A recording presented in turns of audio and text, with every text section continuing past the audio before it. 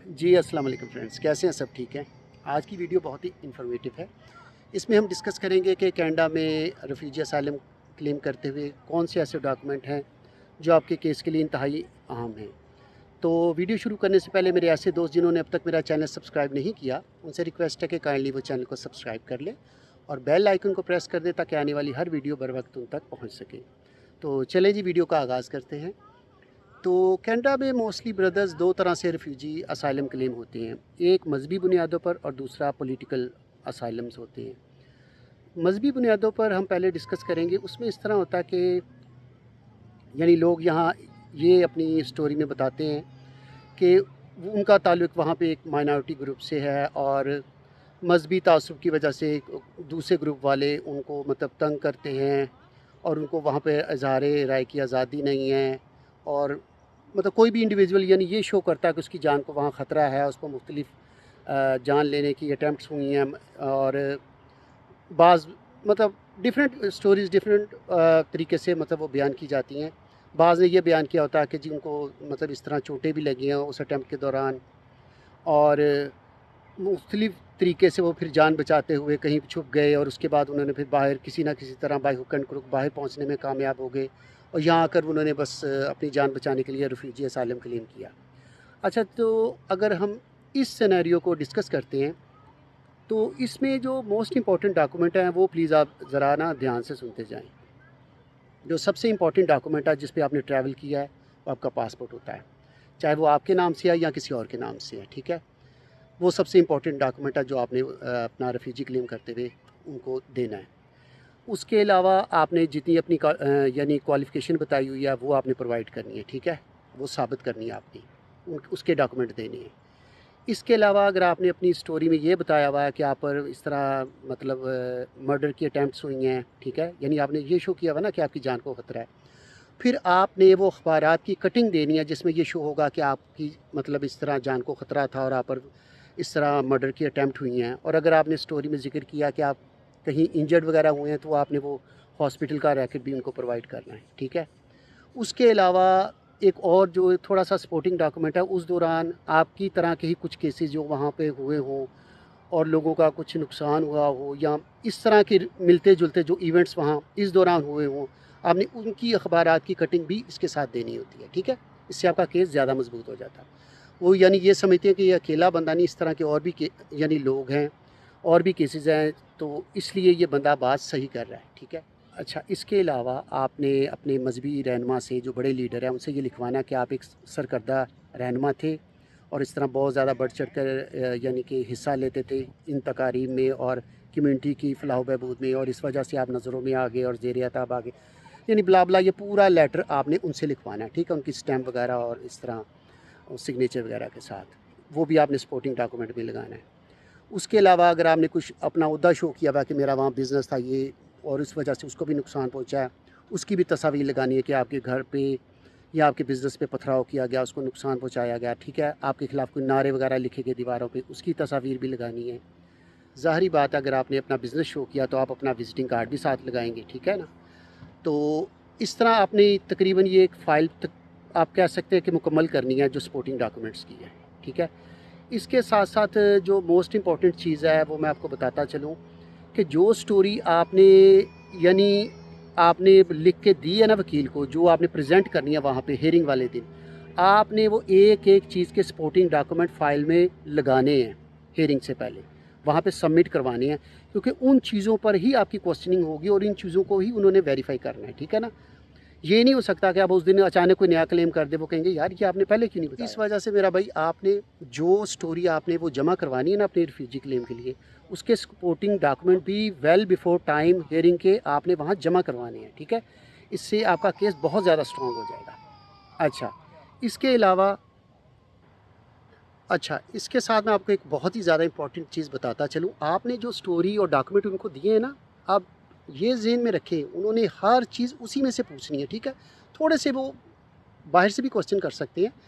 मिसाल के तौर पे अगर आप कोई मजहबी उस पे बेस पे कर रहे हैं तो फिर आपसे मज़हब के बारे में भी कुछ बेसिक नॉलेज आपका चेक करना चाहेंगे कि यार ये वाक़ई बंदा जो क्लेम कर रहा है ये वाक़ई किसी मजहबी उस तंज़ीम से ताल्लुक़ रखता है, तो वो भी उसके रिगार्डिंग भी आपका नॉलेज होना चाहिए।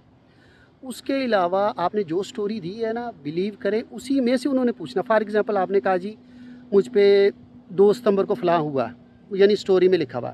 وہاں پہ جج اچانک پوچھتا ہے 2 ستمبر کو کیا ہوا تھا، آپ سوچنے لگتے یار 2 ستمبر کو کیا ہوا. ایسے نہیں کرنا، وہ فوری شک میں پڑ جاتے ہو، کہتے ہیں نہیں یار یہ سٹوری نا فیبریکیٹڈ ہے. آپ نے پوری ہر چیز یعنی دماغ میں بٹھا کے جانا ہے. ٹھیک ہے، آپ کو ہر چیز ایک ایک ڈیٹ ایک ایک ایونٹ زبانی یاد ہو. ٹھیک ہے، وہ پوچھے کہ فلاں ڈیٹ کو کیا ہوا، آپ نے رائٹ وے بتانا ہے کہ جناب فلاں ڈیٹ کو یہ ہوا، اور جتنا پوچھے اتنا ہی بتانا ہے. وہ پوچھے نا فلاں ڈیٹ کو کیا ہوا، آپ نے کہنا فلاں ڈیٹ کو. فار ایگزامپل آپ یعنی کہ ہاسپٹل سے ڈسچارج ہوتے، آپ نے کہنا جی فلاں اس ڈیٹ کو میں ہاسپٹل سے ڈسچارج ہوا. یہاں پہ رک جانا. یہ نہیں کہنا میں ڈسچارج ہاسپٹل سے ہو کے میں پھر سیدھا اپنے ماموں کی طرف گیا، پھر ماموں مجھے لے کے آگے چلے گئے ریسٹورنٹ پہ، پھر مجھ پہ انہوں نے اس طرح کی سٹوری نہیں بنانی. آپ نے بس یہ بتانا کہ اس ڈیٹ کو انہوں نے پوچھا نا کیا ہوا، آپ نے کہنا جی اس ڈیٹ کو میں ہاسپٹل سے ڈسچارج ہوا.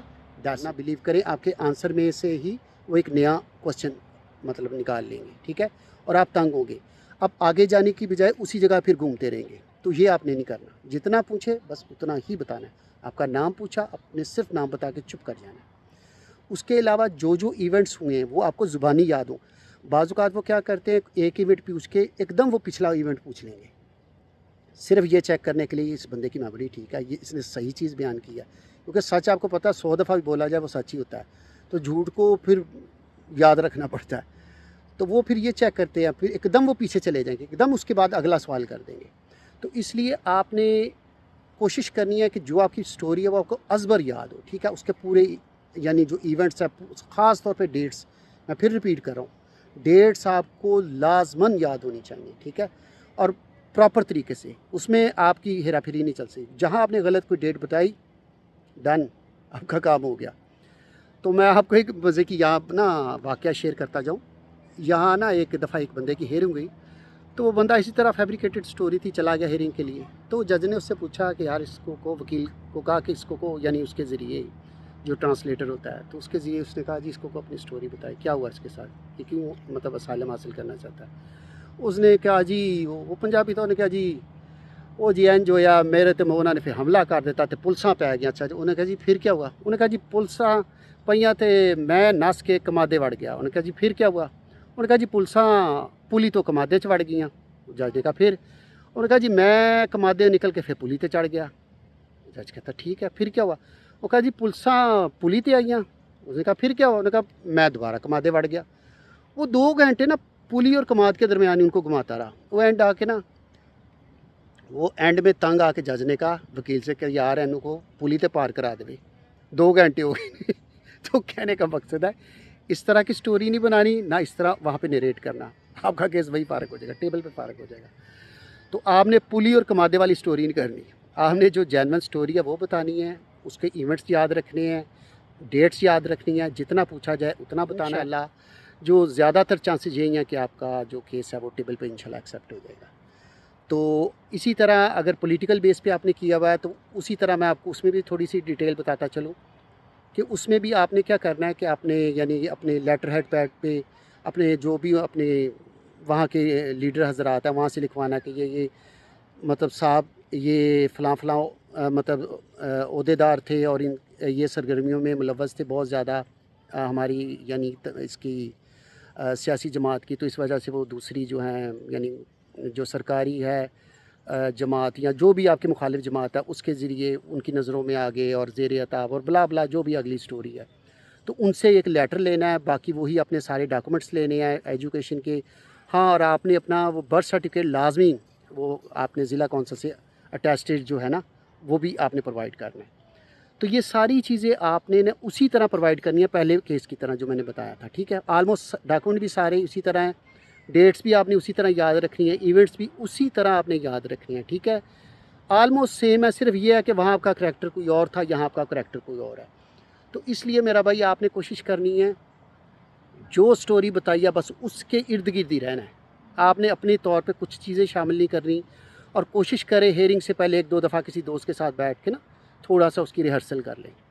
مختلف ان ایکسپیکٹڈ وہ آپ سے کوسچن کرے اور آپ پھر اس کے مناسب جواب طور پہ وہاں کچھ مطلب شامل کرنے کی کوشش کریں گے نا، काम ख़राब हो जाएगा, क्योंकि वो बड़े तेज़ लोग सामने बैठे होते हैं और प्रोफेशनल होते हैं, राइट वे देख लेते हैं कहाँ गड़बड़ चल रही है। और कोशिश करनी है जो आपने अपने आप को शो किया हुआ ना, यानी आपने अपने आप को यानी टीचर शो किया हुआ, आपने टीचर ही बनना उस वक्त, पूरा टीचर की वो करनी है एक्टिंग। अगर आपने कुछ और शो किया, आपने उस वक्त वो पूरा वही बनना है, ठीक है।